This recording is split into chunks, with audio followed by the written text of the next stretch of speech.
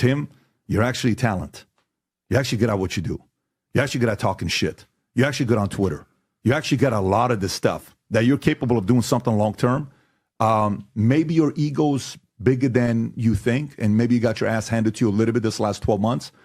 And maybe you need to, sit back and say, who do I want to be in life? Maybe go read this book called Your Next 5 Moves. And the question, I'm being serious with you. The move number 1 is, who do you want to be and what kind of a life do you want to build? Most people screw up life because they think they're Trump. They think they're Rogan. They think they're Ted Turner. They think they're Steve Jobs. They think they're Elon Musk. And most of the time, you're not. You're Tim Pool. If you can find what the best positioning for Tim Pool is, you need to stay in this game because you're actually very capable. And the market benefits from you being here. And by the way, sometimes you think everybody spends the entire day thinking about you screwing up and all this stuff.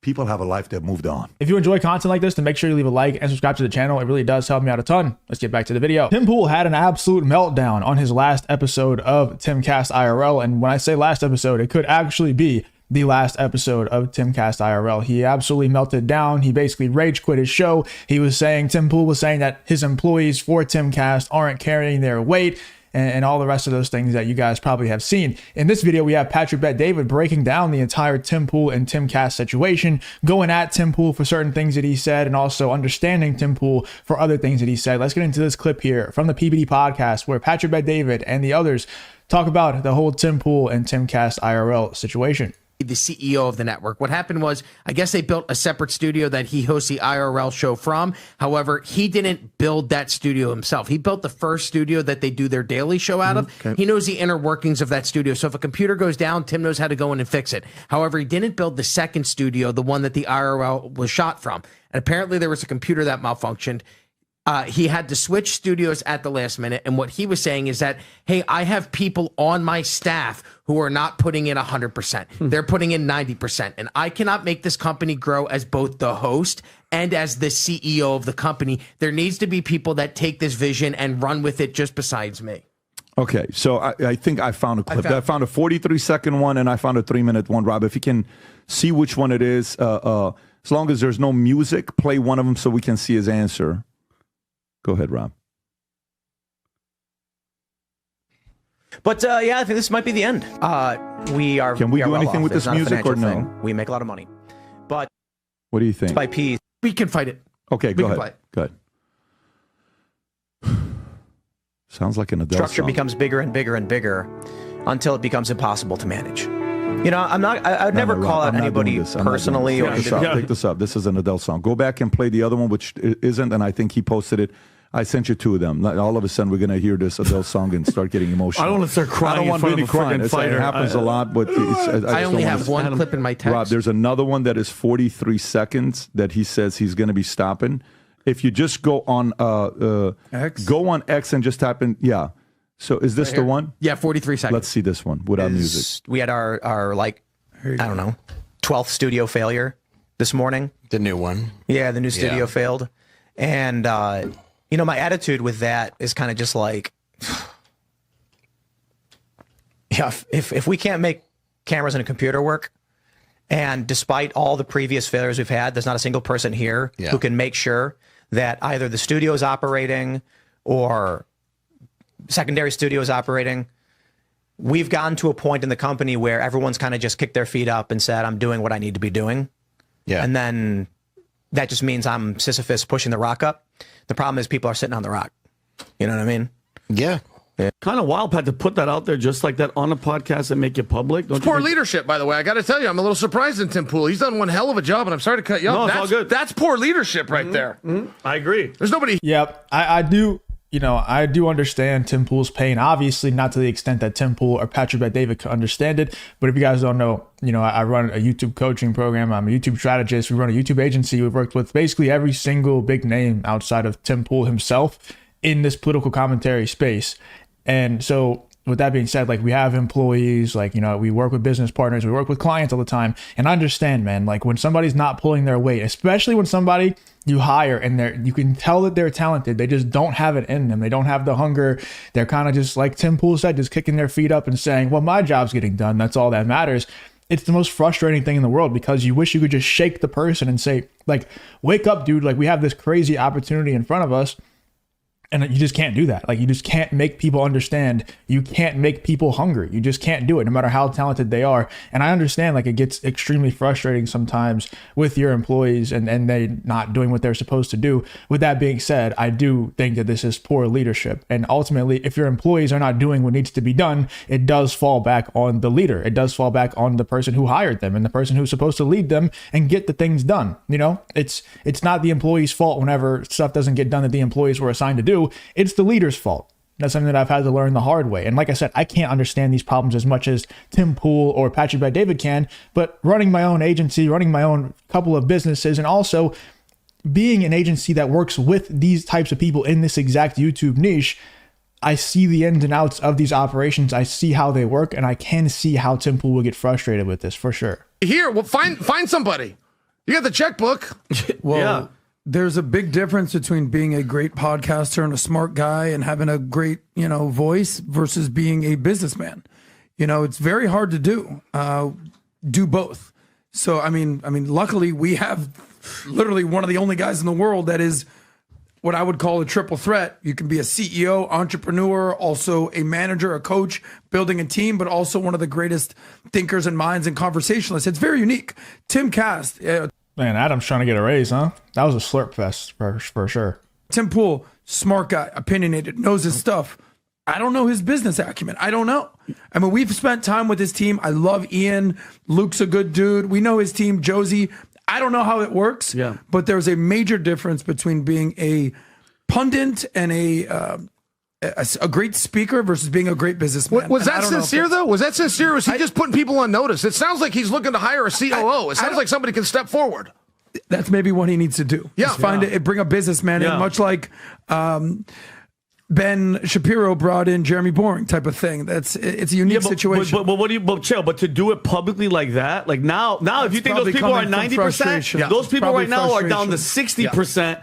Think about it. That means the whole internal group is like, wait, what the hell? Well, there's inner conversations and external conversations. That's probably a team meeting, not an external conversation. He's probably already had the team meeting. He's probably already had, I guarantee you this is not the first time something like this has happened. He's probably told them over and over again, like, hey guys, you got to step it up or else I'm going to have to make some changes around here.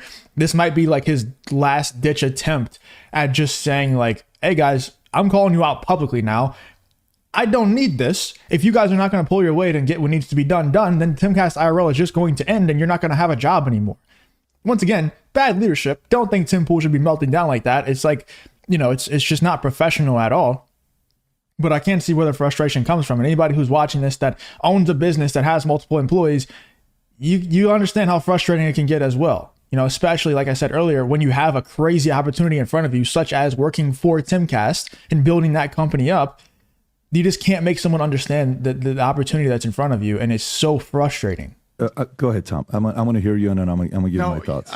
I think I'm reacting the same way you are. Why don't you go first? Yeah. So look, we've had you guys see this, but you also see that behind the scenes, right? You've seen both. So we've had people that have left and said bad things about us. I ain't got time for that. What I say to you guys, what's our rule? I have nothing to say. We're moving on. Okay. We're doing our thing. You come say what you want. We'll react, but at the same time, we're moving on. Guys want to make comments.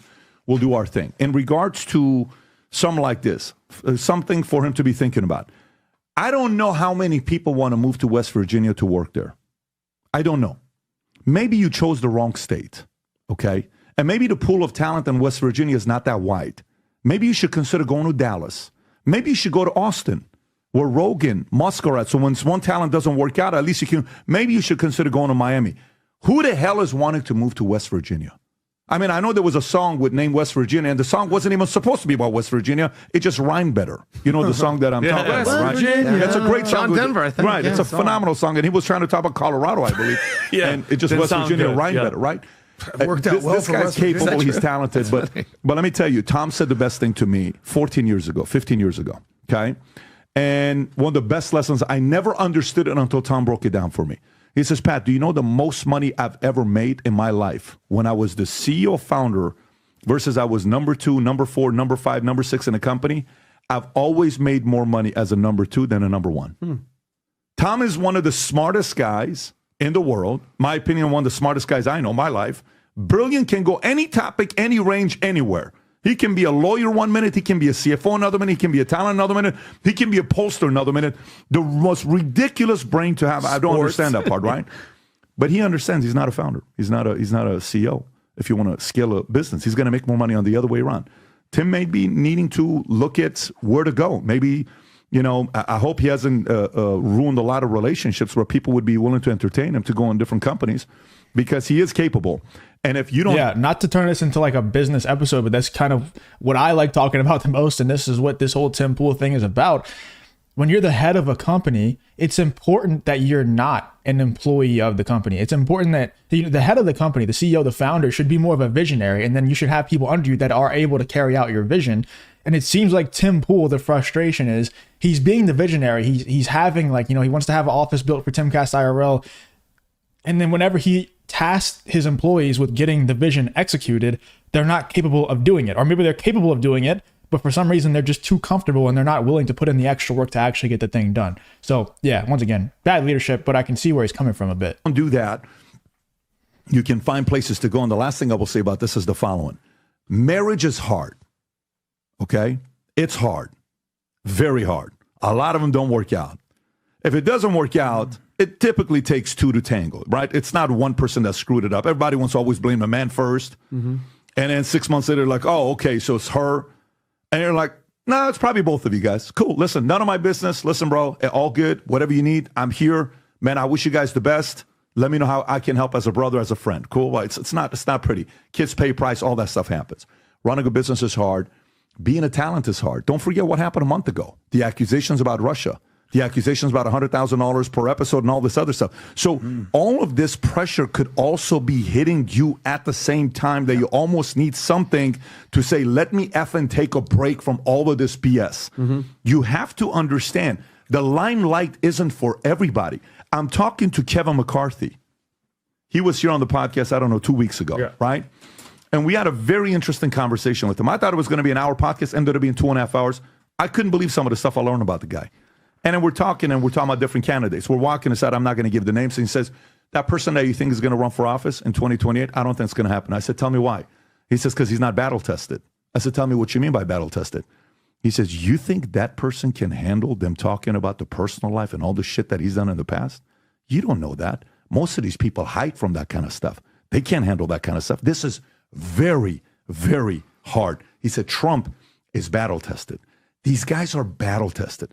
Most of these guys are not battle tested. This is not an easy game. So for me, seeing him go through this, if there's any feedback I can give him, Tim, you're actually talent. You actually good at what you do. You're actually good at talking shit. You're actually good on Twitter. You actually got a lot of this stuff that you're capable of doing something long term. Maybe your ego's bigger than you think, and maybe you got your ass handed to you a little bit this last 12 months. And maybe you need to sit back and say, who do I want to be in life? Maybe go read this book called Your Next 5 Moves. And the question, I'm being serious with you. The move number one is, who do you want to be and what kind of a life do you want to build? Most people screw up life because they think they're Trump. They think they're Rogan. They think they're Ted Turner. They think they're Steve Jobs. They think they're Elon Musk. And most of the time, you're not. You're Tim Pool. If you can find what the best positioning for Tim Pool is, you need to stay in this game because you're actually very capable and the market benefits from you being here. And by the way, sometimes you think everybody spends the entire day thinking about you screwing up and all this stuff. People have a life that moved on. No one gives a shit. Maybe they'll talk shit about you for a week. Maybe it lasts a month. They're moving on. And 100%. And what Patrick Bet David said there about it being hard being in the public eye, that's another reason, number one, why I don't show my face on this channel very often. It's been a long debate that I've been having with me and other people, because I know by not showing your face, you are stunting your growth as a channel. You're stunting your subscriber count. You don't have that connection with your audience that people that show their face have. And it's probably something that I'm going to do in the near future, is just start showing my face. But it's something that I've had to because I've run the agency, because I've run the coaching program, and I'm a strategist for a lot of these larger channels. I see the abuse and I see the death threats and everything that comes with it, and the threatening family members and sending police officers to your house repeatedly. It's I I see all that happening and I just kind of want to avoid it.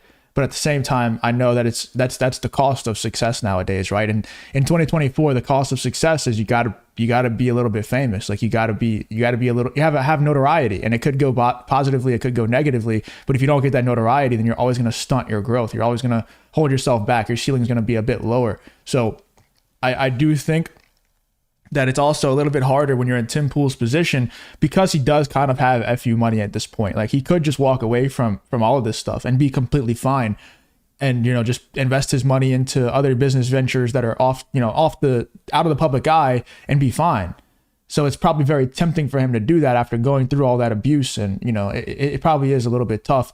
Let me know in the comments though what you guys think about this whole Patrick Bet-David talking about this Tim Pool quitting Timcast possibly. I don't know. You guys actually think he's going to quit or not? I think he said he's going to quit Timcast so many times now that I'm kind of like, I'll believe it when I see it. Let me know in the comments what you guys think about this whole Patrick Bet-David and Tim Pool situation.